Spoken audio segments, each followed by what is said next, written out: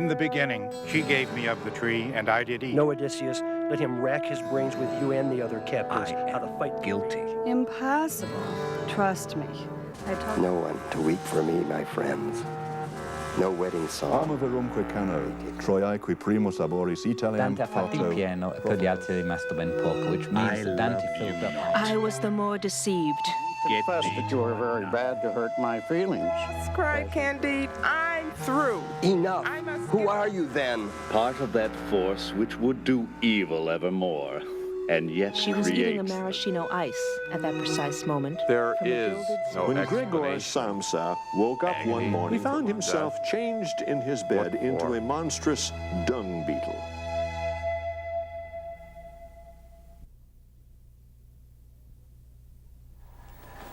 And welcome to Lesson 14 in Living Literature. We make a really large jump, not in time, but certainly in style of production, in the movement from Shakespeare's Hamlet with all of its psychological complexity, with its depth of character, with its ambiguous world. We move, let's say, from the shadows of that into the rather bright light of neoclassic comedy with Molière's Tartuffe. Yeah, Tartuffe, a tough form, huh? I always find students do not like neoclassic form because they think it's artificial. People do not talk in heroic couplets, they tell me. Funny, the people I hang around with do, you know. But you understand my point, you know. You see how highly stylized this is. All the characters are types, right?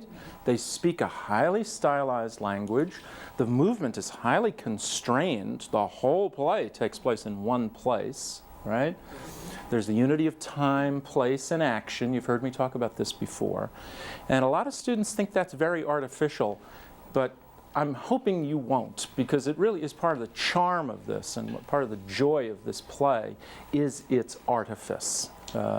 Yeah? Don't you think it has the charm of Noel Coward's plays? Yeah, that's a great analogy. Yes, it sure does. Yes, the comedy of manners. Yes. Yes, I think it's a little darker. It is. Yeah, I think it's Rosemary. I think it's considerably darker than anything Noel Coward does. But that's a nice analogy. So smart. Yeah, yes, smart in the old 20 sense of the term. Yeah, right. Yeah. I was thinking of it when you look at the form, which we must since we're reading. It's almost musical. Yes, because one person is a note, and then someone says yes, and I says but, and then it comes through with something like a chord. Very good. Yeah. You're hearing the language. Yes. And you are meant to hear this language. This is one of those plays that I just urge you, as you should really with all plays, but this one in particular, read it out loud. Hear the language. Hear the music of the language. It is obviously quite rhythmic. There is this kind of echo effect, as you talk about. There are great repetitions during the course of the play that are really hysterical. Probably, I guess the most obvious and maybe the funniest is Orgon coming home and being told about his wife who has been sick in bed with a headache and everything, and all he can do is, and Tartuffe, and Tartuffe, and Tartuffe, you know. And it's a perfect characterizing device, isn't it? Because the man is clearly mechanical. He just, you know, the old notion of comedy being in a kind of a forfeiture of human nature as you become a kind of mechanical person. You're familiar with the Charlie Chaplin film, I'm sure, where he plays the fellow who has to clean up the office, and he's got the what do you call those, feather duster, yes, and he's going through the office dusting everything, and of course there's a fish bowl on the desk with a fish in it. And Charlie looks at it and continues dusting. Can you all see where this is going, you know? And he looks at it and continues dusting. This goes on for about 3 minutes, and then finally he works his way over to the fish bowl. He dusts the bowl, starts to walk away, reaches in, takes out the fish, dusts it, and puts it back. He's mechanical, you know? He's not thinking, you know? And therein is the comedy. Let's take questions as we normally do at the top of any class. We only have 1 hour now for Tartuffe, so this is... I kept wondering how Molière could get this the marvelous rhythmic quality and yet get this complex story on paper. Yes. Do you see it as a complex story? I'd like to run with that a minute. I mean, the different characters coming in and out and overlapping in different situations. And he's a man of the theater. His sense of the theater is just perfect. You must understand that you would love this thing in performance, even if you do find heroic couplets a little off-putting. In performance, it is just amazingly funny stuff. Valère and Marianne having their spat, and they move back and forth across the stage, and it's like a giant dance. It's all done visually, you know. Oh, it's gorgeous, yes, and you can just see the pull back and forth, or someone hiding under, Orgon hiding under a table, you know, while it's all going on. It's just marvelous stuff. But I think of it as a sort of Mozartian thing in language, you know, without Mozart's music, but the complexity and the layers Yes, and the yes. quality of Yeah, it. very nice. Yeah, sure, and it's almost recursive too. Yeah, I know. Yeah, that's very well put. Yeah.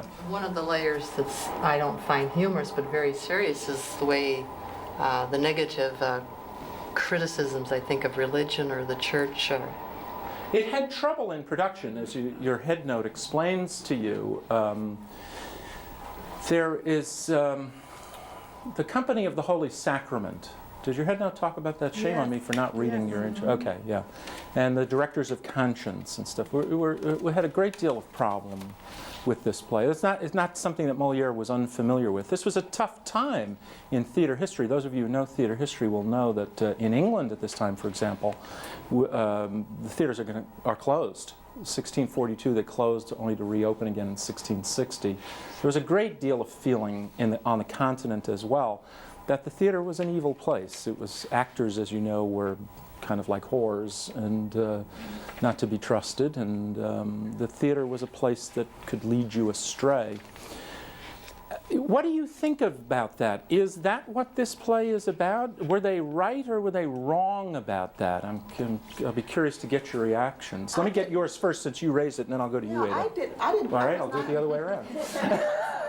No, go ahead. I wasn't offended by the reference to the church at all. I took it just as it described, as talking about hypocrisy. Yeah. Not the church, not the tenets of faith, not anything that we considered noble and everything, but I think hypocrisy is disdained in all circles of life, not just in the church, but in social life. And I think that Molière set out to do that in a very purposeful way, and I think that's how he pulled it together with such majesty to orchestrate with words and form like he did, to get the characters to live like they did. But we do take a certain delight. Let me, just for the sake of argument, well, yeah, let me do it now.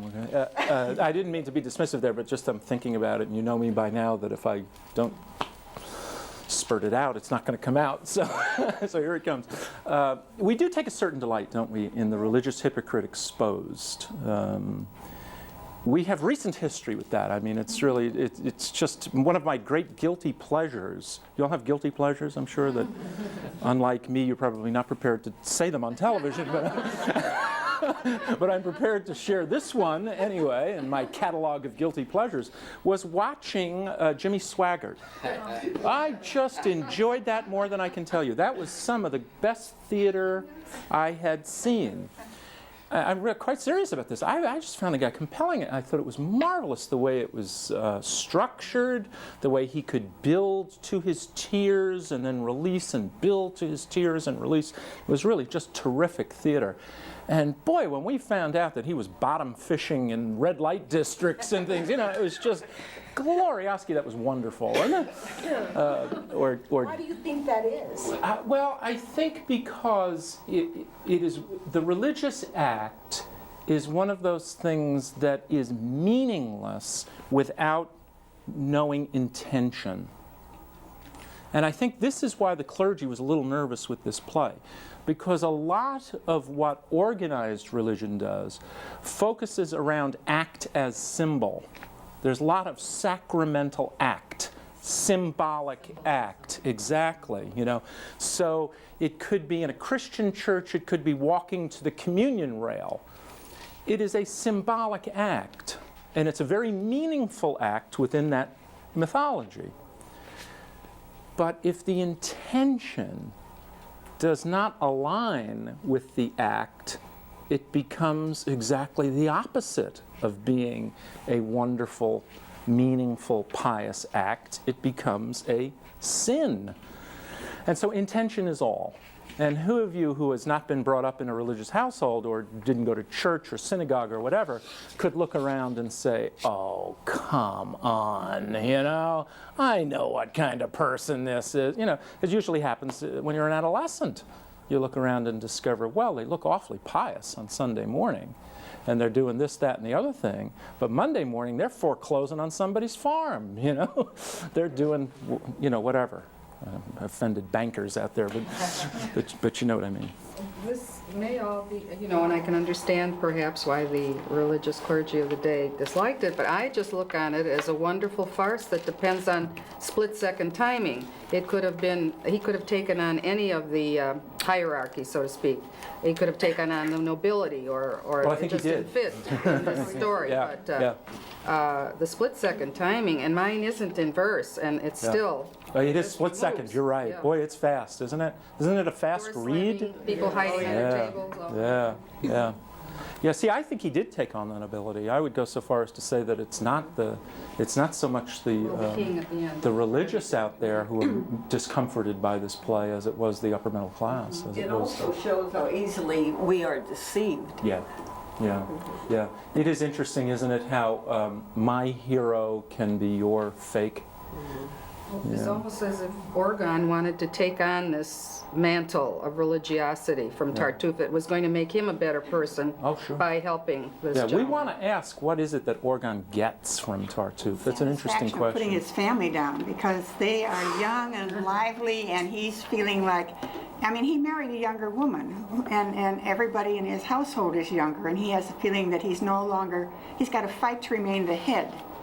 And as long as he's got somebody who can make them get in line, they won't listen to him. Boy, does it backfire on him, isn't it? Because what happens is, right away, Act 1, Scene 1 shows you the fracture in the family. And the family continues fracturing in the opening act, and then in the last act it finally comes back together again, which is what makes it a comedy. This play dances perilously close to tragedy. I mean, perilously close. This is a dark comedy. We'll want to talk about that. Yeah. So while we're laughing at it, we want to ask ourselves why we're laughing at it. What is it that we're finding funny? Don't you hate this when classes turn comedy into something serious? Yeah. It's a heavy comedy. Yeah. In Shakespeare's hands, and you know, having just finished Hamlet, and this would have played out so differently. Oh boy, yeah. The lovers would have been torn apart, and the wife probably would have had killed. There'd have been some bodies on the stage. Yeah, for sure. definitely. Yeah. She would have had the affair with Tartuffe, and you know, there would have been lots of bodies all over the place. I mean, it's an uncovering of a sham. Really, he was a very evil man, as it turned out through the entire play. I mean, he being Tartuffe? Tartuffe. Yeah. He is the classic solitary evil outsider from mythos. I mean, we can go back to prehistory for this character. This is a very familiar character. We still use this character all the time. The outsider. He was the stuff of westerns in our own mythos. The guy riding into town. The stranger coming into town. And we laugh at Tartuffe, but from one point of view, he's a very dark figure. I mean, he is this. He comes into the play with no history. He comes into the play with no human connection. Think about this. Other than his manservant, Laurent, and his first words out of his mouth, of course, in a daring piece of dramaturgy, Molière holds back Tartuffe's entrance until the middle of the play. Everybody's been talking about this guy from Act 1, Scene 1, and the audience's expectations build and build and build and build. Talk about setting up a difficulty for yourself as a writer. Then you got to introduce the guy and not disappoint your audience's expectations.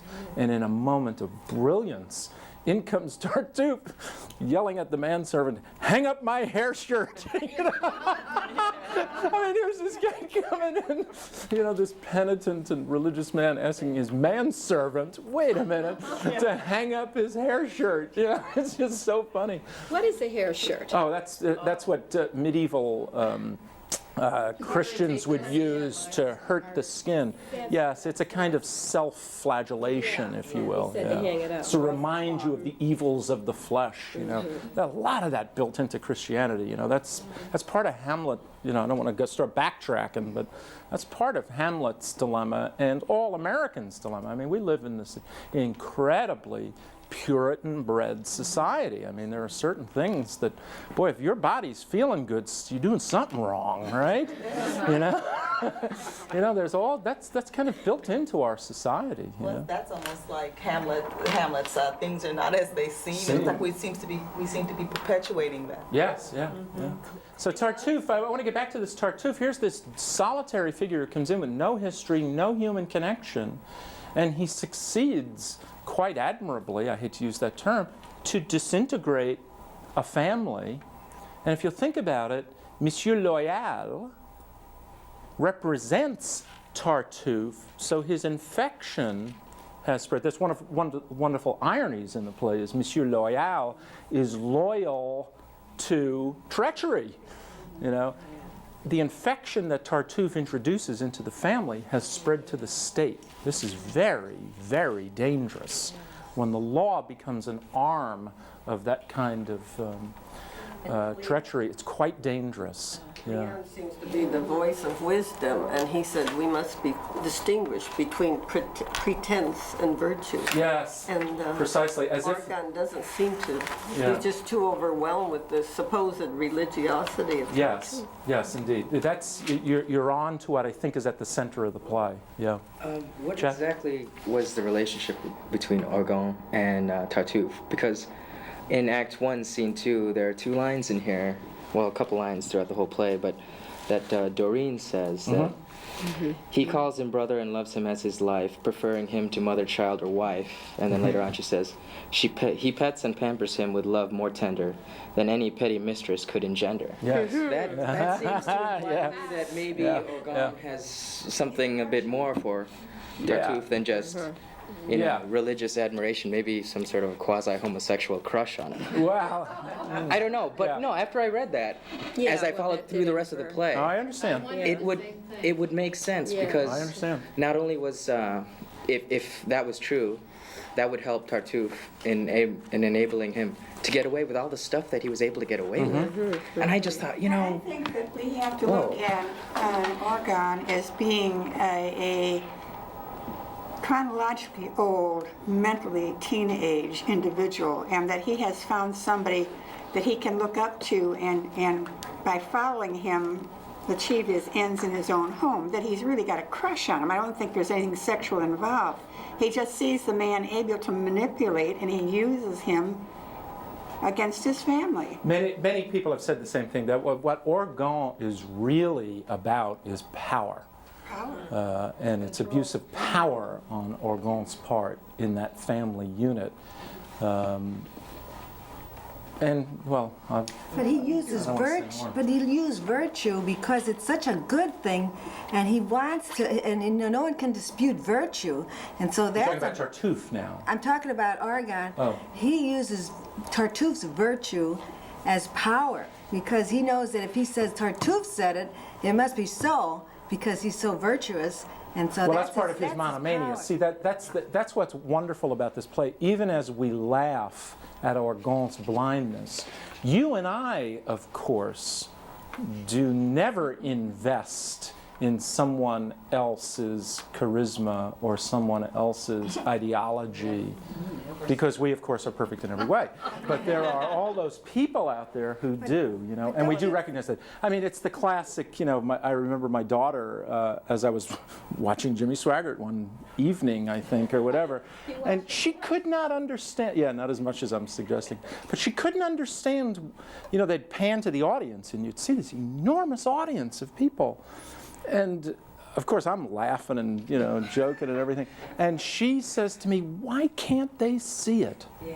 And then, boy, out of the mouths of babes, you know, why can't they see it? Because he was saying words that were true. That they wanted to hear. Absolutely. And they were words of the Bible. He was giving them something. Right. that they needed. Now, Yes. why couldn't they forgive? They forgive every other person, but they will not forgive a Christian. You know, if a Christian could fall, he's a human being. Oh, absolutely. So if he Sure. fell, why not forgive this man? I think that. Well, I don't want to get into Jimmy Swaggart. Yeah. That's not for me to forgive. You know, how's that for slippery way out? Let's get back to the play. Yeah. There's two wonderful lines along this thinking that Doreen says, who was so wonderful, and she says, condemn other sins to make lighter of your own. Yeah. So always. And for Orgon, old coquette becomes saintly when no one no longer cares. Oh, sure. Yeah. You I mean, turn that's your weakness to a strength. Right. Yeah. Right. Sure. You Yeah, can't perform. So. Let me ask some simple questions. All right. I've asked this in various forms, but I'll ask it here again. Your kids notice you're reading Tartuffe, and they've heard of that, but they don't have a clue, you know. And they've heard of Molière, but it's a name in a book. And they say to you, "What's this play about?" Well, how do you answer them? What is the play about?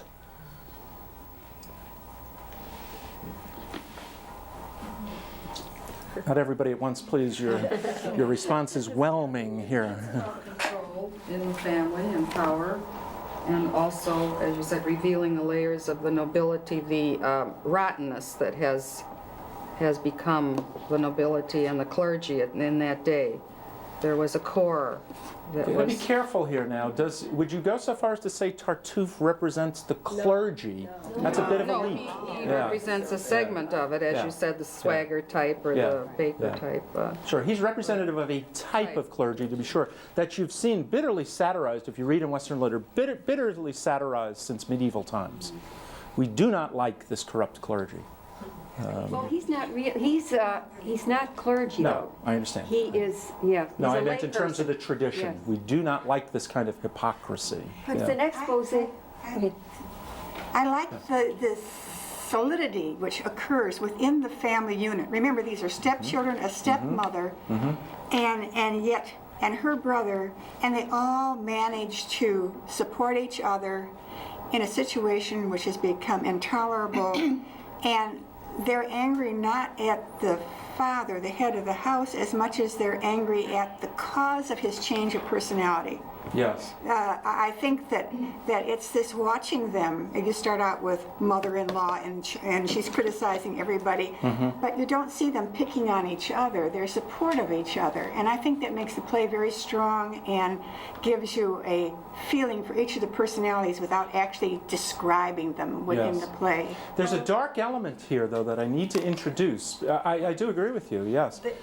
They have a kind of sane moderation, but with the exception of Damy. Damy is a little hot-headed. You know, he needs to learn the lesson as well. Yeah, the son. He does need to tone it down. But they have a common enemy in Tartuffe. But they can't fight him, is what's ultimately ironic about this. But they can't win. That's what's so fascinating in this play, and what's so scary about this play. Well, he's a consummate opportunist, and he really understands his focus. Yeah, they're like innocents, aren't they? But it was so scary with the mother. Argon's mother wouldn't believe it till the very end. That's right. I thought that was amazing. I would tell my children how willing some people are to submit to an opportunist. Yeah. And they're willing to suspend belief completely, such as Jimmy Swaggart's followers. I mean, you live in a world like the world of Hamlet that we described, which is, it's a tough world. And you look for those who can give you answers, sure. And there are any number of charismatic characters out there who can offer you any number of different answers. And you're just ready to be plucked. Don't judge a book by its covers, or beware of... The play is very clear about that, isn't it? Especially if you're in a vulnerable... Don't mistake act for meaning. You've got to know intention. I mean, that's as old as Aristotle, who said, we talked about it, didn't we, with Oedipus, that you try to judge Oedipus's acts if you judge them independent of motivation or intention, then you say he's guilty of patricide and incest. But as soon as you look at intention and motivation, it's quite clear he's guilty of neither. He hasn't done either one of those things. So intention becomes very important. I want to talk a bit some more about this, the difference between intention and act, because you're starting to see a shift in the culture away from the symbolic, sacramental act that once upon a time had meaning all by itself. We'd go on pilgrimages, we'd do processions, we'd do this, that, and the other thing, which were symbolic acts. But now coming into the age of reason, coming into an age of Bacon, coming into an age, Francis Bacon that is, coming into an age of inductive reasoning, we're starting to look at the world quite differently from the way we did before, and intention becomes all important. We're going to do a little video insert here. I didn't even leave my house for this one. A colleague of mine at Eastern, David Rabin, who was a medievalist, Chaucerian among others, sat in my loft in my cabin, and we talked about Tartuffe. David, how was the play received in its time? It was a controversial play, wasn't it? It was received most actively. In 1665, Molière did a performance for the court, and you'd think that since it was well received by the court, it would have gone public, but it was banned. In 1667, he did another private performance before royalty, and again it was banned. And it wasn't until 1669 that the play was allowed to be produced publicly. The problem was that some people in the church complained about its presentation of Tartuffe as an attack on the church. Molière wrote a strong preface to the play which argued against this, which talked about how it was so blatant, that Tartuffe's hypocrisy, that you were prepared for it for two acts, that we knew what was going on, that no one could imagine that this was an ordinary church figure. He was a hypocrite, he was an evil man, and every audience would obviously know this, which seems pretty clear. What I think was going on is that people weren't so much objecting to the portrayal of Tartuffe, who's so obviously bad. As he comes on stage talking about his hair shirt and his scourge and how they have to be put away. That's not that. They're worried about Orgon. That it's the rest of us, those of us who aren't powerful clergymen, who use the clergy as excuses for our other tyrannical behavior, for banning this or attacking that, for all the attacks that Orgon and his mother make on his family. That's the kind of thing that we do all the time. That's part of what makes the play so contemporary. As a medievalist, you'll appreciate the fact that this play makes a real distinction between intention and act. Can you comment on that? Well, we see it certainly in the Middle Ages. I've just been teaching Chaucer, who is very much concerned with the difference between intention and act. Molière's interested in that too, because we see someone like Tartuffe, his words could be meaningful if they weren't directed to the wrong people. But even more, we think of Madame Pernelle, Orgon's mother, who comes on stage chastising the family. The opening scene of the play. She's chastising Orgon's wife, his son, his daughter, the serving maid, everyone. Everyone has something wrong with them. She's worried about their behavior. Now, if, in fact, their behavior had been improper, this would be a reasonable thing for her to be doing. But since they have been behaving well, they haven't had bad intentions, there's nothing in their actions that ought to be condemned. She says, all these people are coming to visit you, and the neighbors are talking about the kinds of guests you have and all these parties. Something must be wrong if people are talking about it this way. Well, nothing is wrong. These aren't people who are doing wrong things. We're in the place of the audience. In that moment, we're wondering too, who's right here? Molière makes it clear because Madame Pernelle is so ludicrous and she hits her maid on the way out and she does things that makes it clear which side we're supposed to be on. But there are moments there where we still have to wonder. You've talked about how the play is very different from the world that we know. Can you talk to me about contemporary applications of the play? Do we worry about our own authority, about growing older, about what happens to us as we grow older? We don't do it consciously much of the time, but unconsciously, if we're going to believe Freud, we do things like this all the time. That we have tremendous fears about what happens as we age. What do we do at moments when we're not sure of ourselves? Where do we turn? Well, I know in contemporary America, an awfully large number of people turn to strict philosophies projected by people who, those of us on the outside, look at as charlatans. People get brought in and they start to believe, whether they're religious figures or political figures, figures with deep charisma and deep power. It seems to me a play that looks at themes like that is very contemporary, understands how human beings succumb to temptation in order to free themselves from their own fears. That's interesting. You mentioned Freud in your answer, and Freud talks about good comedy having a sting to it. Where's the sting in this play? Much as we laugh at Orgon, we feel ourselves to be part of him. Much as we laugh at Marianne and Valère, we know we could do the same thing in their position. Orgon's a good man.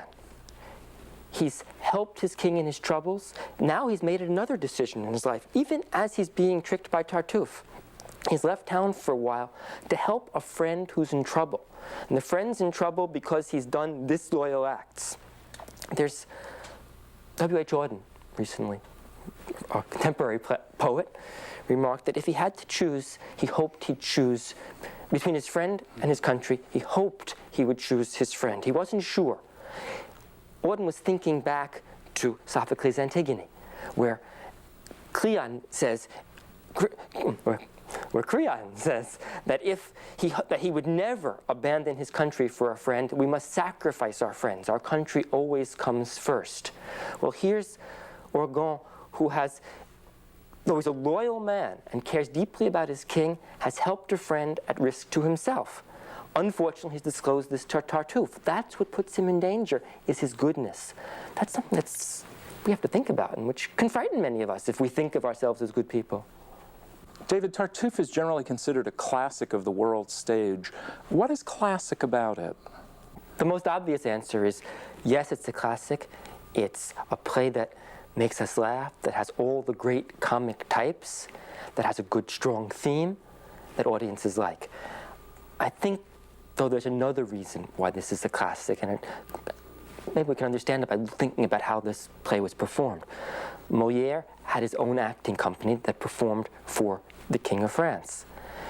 After Molière's death, his wife, with some other people from his company and one of the great actresses at the time, formed a new company.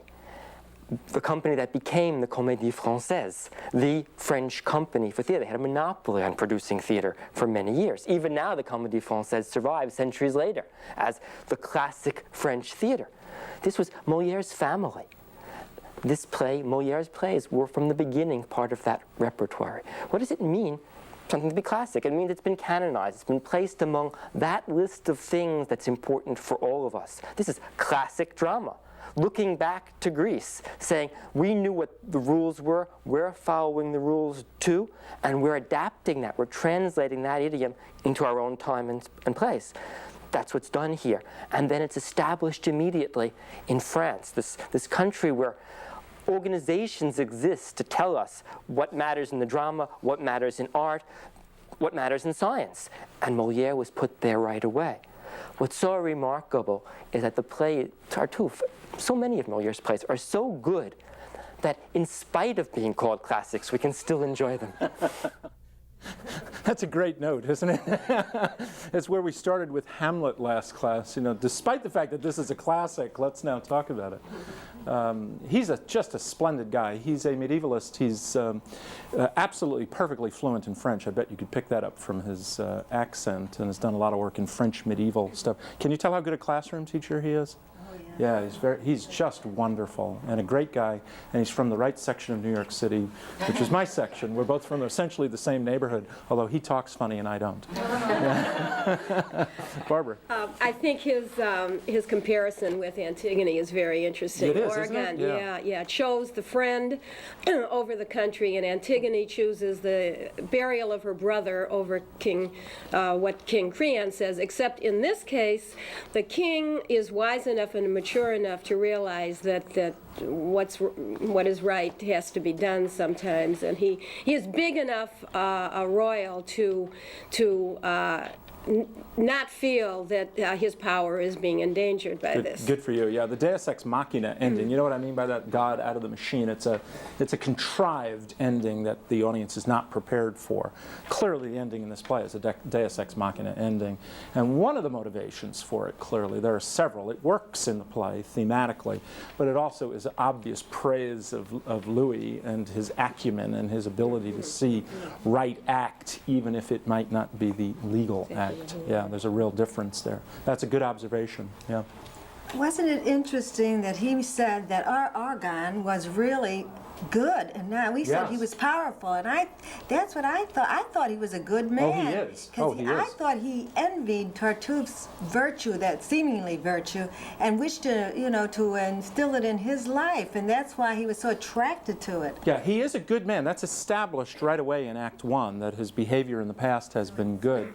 But like most enduring pieces of literature, that goodness is complex. Unlike the world of television where that's overstated. I apologize for that. It was a cheap shot. But unlike the world of melodrama where the good is all good, and the bad is all bad, like most people, we're good. Orgon is good. I think most of us are good people. But we do fall trap to certain excesses, don't we? Yeah. And that even those things that we hold up as virtues, those things that we hold up as values in our culture, if they become excessive, if they become monomaniacal, they can quickly shift from virtues to vices. It's a real danger. This is a play, as you pointed out, as Cléante being the kind of what Molière would refer to as the raisonneur, the spokesperson, the reasoner, the mouthpiece, talks about sane moderation throughout this play as the key. Even Orgon, when he sees his folly, excessively then goes in the other direction and wants to kick all holy people he sees. Now, and you've experienced that. He's just been burned. He's given an emotional reaction. He's gone the other way, and he's got to be brought back to center. Yeah, Chad. I saw another parallel to Antigone in Act 2, Scene 3, where after Orgon told Marianne that she was going to marry Tartuffe, even though she didn't love him and wanted to marry Valère. The scene between Dorine and Marianne, where Dorine said, well, defy your father. Say that you love this man and you want to marry him. And Marianne's like, oh, no, I can't. Yeah. And Dorine seemed to take the role of Antigone, being the person defying the state. Yes. And Marianne seemed to take the role of Ismene, being submissive. I understand exactly what you're saying, yeah. The Dorine character is really fun. She's she's still in situation comedies, right? I mean, she has endured from classical Rome on the stage as always the lower class person with the lip. Roseanne. Yeah, we just have a terrific pleasure in this character. Lip. She has moxie. Well, that's what I mean. Yeah, okay. I meant now there's a lot of common sense. Yeah. Oh, absolutely. Oftentimes missing in the so-called upper classes. Yeah. Oh, absolutely. I mean, all around are these pretentious, goofy, upper class, educated people, and they need the common sense and the wit and the whatever of the lower class person to bring them back to center. Yeah. But the men define women's role. Well, there you go again. You guys couldn't miss it in this play, could you? I mean, woo, boy, oh boy, talk about the pater familias idea becoming abused to the point of almost tragedy. It's this play. Orgon, if left unchecked, would have tyrannized that family. Again, it's a situation where the woman really didn't have any choice as to who she would marry. She had to do what her father ordered her to do. But at least she spoke up in this. She tried to plead with him, but to no avail. He wanted her to marry Tartuffe. It's his call. Yeah. And in 17th century France, France is very much it's a Mediterranean culture. It's a male-dominated culture, I guess, to this day. I gotta be careful. I hate to throw out cliche stereotypes like that about an entire culture, but yeah, he has all of the power and she has none of the power. But don't miss the fact, again, one of the ironies in the play is the people who are really making things happen in this play, that are bringing us back to center, are the women. But his wife, His wife is exactly right. While Dami wants to go out and just kick Tartuffe in the head for what he's done, she says, "Hey, this happens all the, I get hit upon once in a while. If I get hit upon, if I reacted that way every time I was hit upon." So she takes it perfectly in stride. She's absolutely rational about it, and she says, "We'll expose him," as opposed to the male who wants to pride, honor, wants to hit, Except for she makes it happen. Yeah. Except for Orgon, she keeps waiting for him with her cough to do something. He's waiting. Yes. He was waiting to see if she's really going to do it. Is she baiting him? Yeah. Oh, that's so much fun, isn't it? That's the comedy. Yeah. I mean, that's so much fun, and it's like Valère and Marianne, where. Well, what did you say? I mean, it's just so classic, isn't it? And again, it's a little power thing, isn't it? What's interesting about Molière is how he focuses in on the power relationships. It's yes, indeed, it really is that little war. Is the metaphor we use? The war of the sexist thing going on there between Valère and Marianne, and he wants her to say the right thing. She wants him to say the right thing. Their pride gets in the way, and of course, unlike us who have never done such a thing, the audience, because we are perfect in every way, the audience would have seen this and would have laughed in recognition of the two lovers.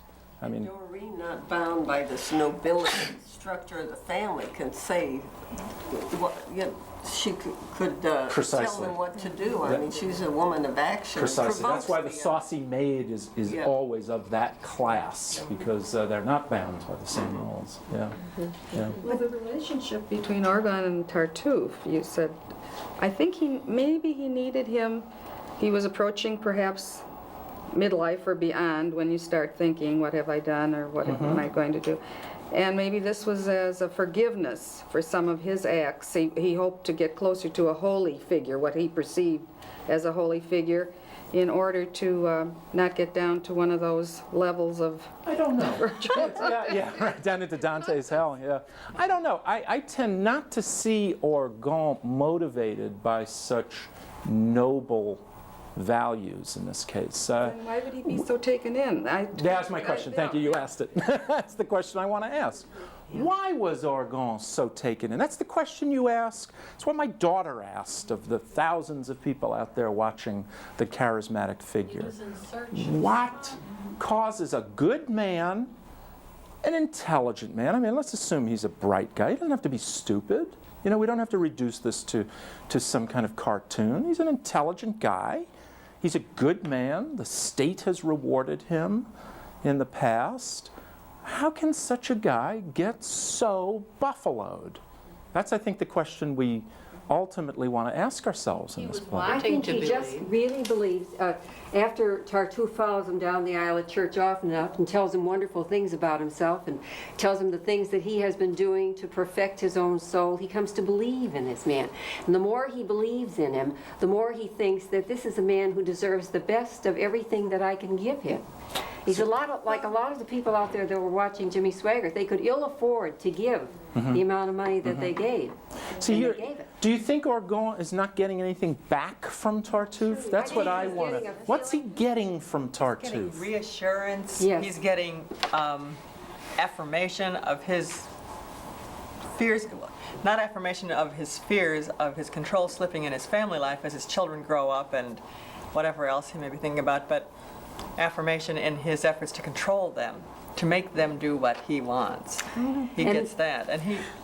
I disagree. I think he really wants to take the mantle of goodness upon himself, and so he's following in this Tartuffe's footsteps. If he does, let's think about that. If he does, it sure doesn't translate into his family life very well, does it? And he has to know that he's doing some wrong, I think. That's what, I mean, the things he's doing, he's buying Tartuffe. Yeah. He is buying him. And so in buying Tartuffe, what is he buying? Respectability and power. Yeah. And control. Yeah. Something lacking Control in himself. Yeah, even though he's putting himself down and allying himself with Tartuffe's supposed spirituality and lofty goals. He's buying Tartuffe's approval of him. He just, that justifies everything to him. Yeah. Tartuffe is ever ready to tell him. Well, you know he's sincere, doing the right thing. Because Yeah. here, if he would sign away his house and everything he he is. owns, he's Undoubtedly. so Oh yeah, he I really don't. believes. I don't pretend he's going through some kind of act. He is. So, He's been buffaloed. Yeah. But I want to get into what. I want to get into the why. That's what's intriguing in this play, is why this guy with this executive power as he has. You keep hearing me using that word, but these are active agents. This guy can make things happen. You know, unlike Ophelia, unlike Marianne. He can make things happen. And boy, what a dope he's being in this case. And the play won't let you say, he's just stupid, because he's not. So Too many good things there. I'm wondering if it's not, is he taking the values that feed his self-love, that feed his ego, turning them into the chief values? And then that is the values of Tartuffe. And then I'm wondering, is that what we do? Is that what we all do? You know, what we do, we set our scale of values in terms of what feeds us, what makes us powerful, what feeds our ego, But maybe he's trying what to. makes us important. Well, Tough question. Is he feeding the fact that he might ultimately think about the great beyond? He wants to. Never once in the play. You know, Rosemary? Yeah. Maybe he was doing for something Moliere's for a higher, not giving you that in the higher play. quality. Yeah. But I think that when we get into the spiritual realm, there's another type of status involved. And I think he wanted that for himself. You know, if he's a pious man, you know, there's a way Yes. people regard you. There you go. That's what I'm after. Yes, indeed. See, he's already worldly successful, isn't he? But if he takes on this piety, if he demonstrates this piety, then people will treat him in a different realm in a better way. So I think your point is exactly it. Yeah. So now I'm concerned about what motivates pious behavior. You know? I'm into the realm of smoke and mirrors here. If it is just feeding his ego, if this is just another example of Orgon's power consolidation, then obviously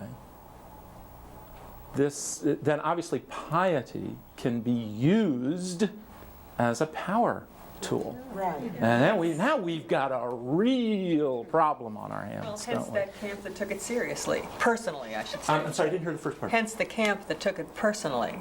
Yes, Very yes indeed. seriously. Yes indeed. Yes. Yeah. Thus the controversy in this play, because it threatens the values that they have established as the primary values of the group. Absolutely true. Yeah. Pharisaical in that, not all Pharisees were evil men either, or corrupt or opportunistic, but hypocrisy was something that was pointed out in that population more than once by Christ in his life. Then he pointed out the fact that the people that were hypocrites wanted the nods and the best seat in the audience, and people and wearing long robes and carrying on this big attitude of people bowing down to them. So that's See, this is what makes Cleonce's very simple sounding question, which is right at the heart of the play. Cannot a person tell the difference between a mask and a face? It sounds, why, of course you can. All you have to be is reasonable. And you think, wait a minute, that's not so easy, is it? Because the only way you can do it is to climb in to the intention, is to know the intention. But there is yet another way that's a very popular thought. They say by a man's fruits, you know him. Oftentimes we don't give ourselves that. We accuse ourselves in this time to be an instant gratification generation, I'm not so sure that it ever was really any different reading these plays. Sure, right. But Yeah, give good a for you, person, good. Yeah. give a person a time to watch them and watch what they, not only listen to what they say, but watch what they do. And we watched Tartuffe. We knew he was coming, but what the real telling point is what he actually did. But it's the lens, Ada, I would say it's the lens through which you watch it that becomes all important because, again, seen through one lens, Tartuffe's actions are sinister and evil, destructive of the group.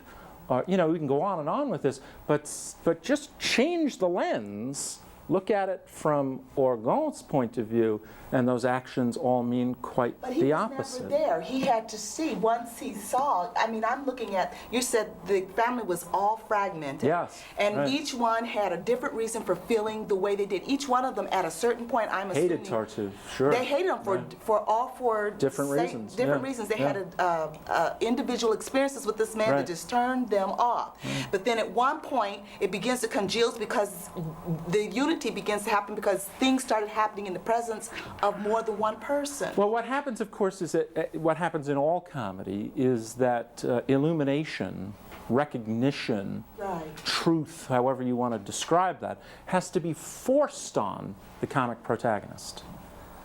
You understand? The comedies end in healing. The classic comedy ends in marriage or the promise of marriage, so that it ends with the promise of a creative future. And so the group almost always comes together at the end of comedy. It'll start in fracture, it'll end in mending and healing. That's what comedy means, really. It's really not laughing necessarily. It's that's why Dante can refer to his commedia. It's not you're not laughing as you move your way through the commedia, but it ends happily. That is, it ends with union with the divinity, and it ends with that creative light, which is God. This play, Orgon's perception, lens, if you will, if I can stay with that metaphor, the lens that he's been looking at Tartuffe through has to be shattered.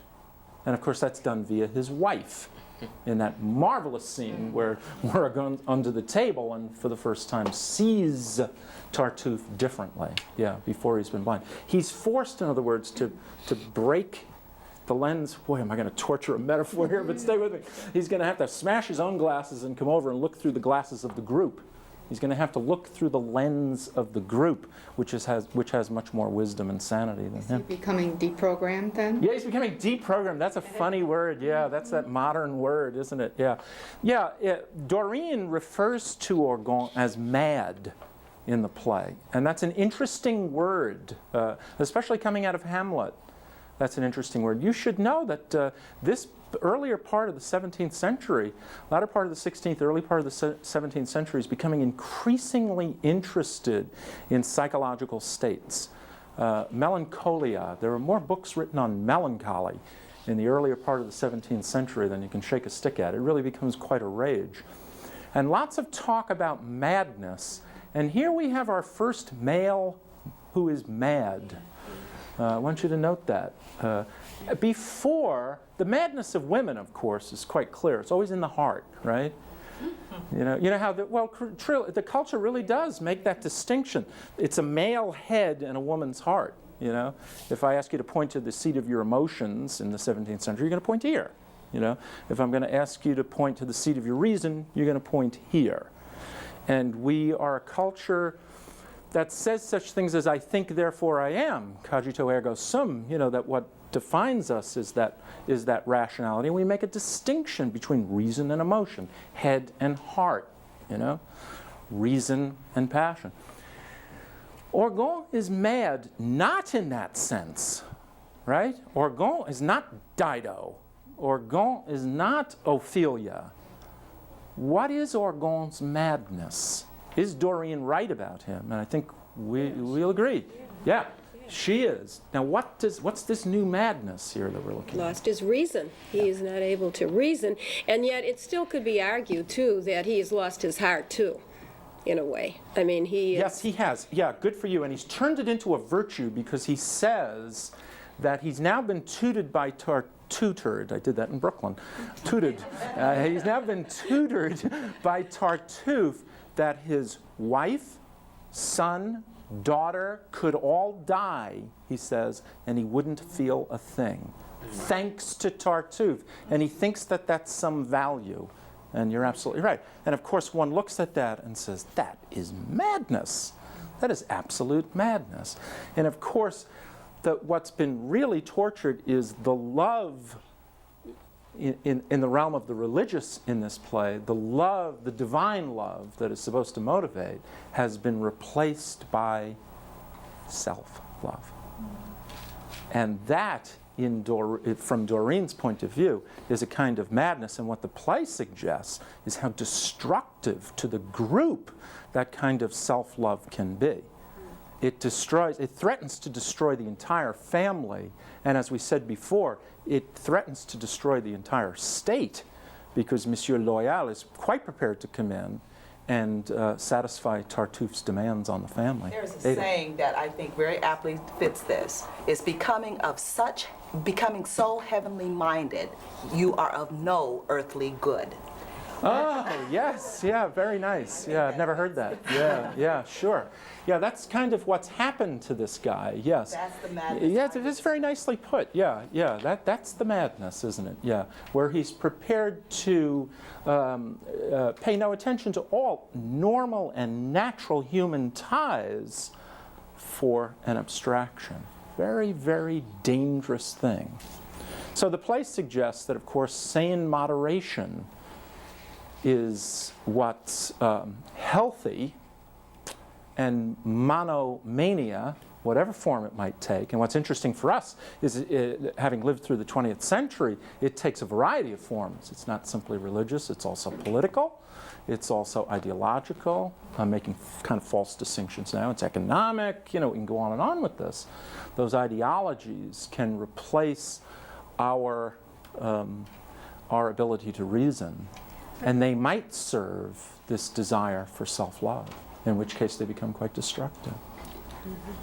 Ooh, dark comedy, huh? This is really a dark comedy. I think that, too, is one of the reasons why we condemn characters like this and not give them any... We like to see their fall because they put themselves up on a pedestal and think that they're holier than thou, and they are doing the things that they tell other people not to do. And so we're not too quick to give them leeway. I mean, there's something human in us, I guess, that want to see somebody like that fall faster than people with human traits. Yeah, I agree. And yet, not to take away, there are those traits. That's the hypocrisy. That's right. The hypocritic traits and the really good traits that are really there, but not all. It seems that humanity falls all the time. It's not easy to distinguish. That's the Hamlet lesson. It's you can't. What the seeming from what is very, very difficult.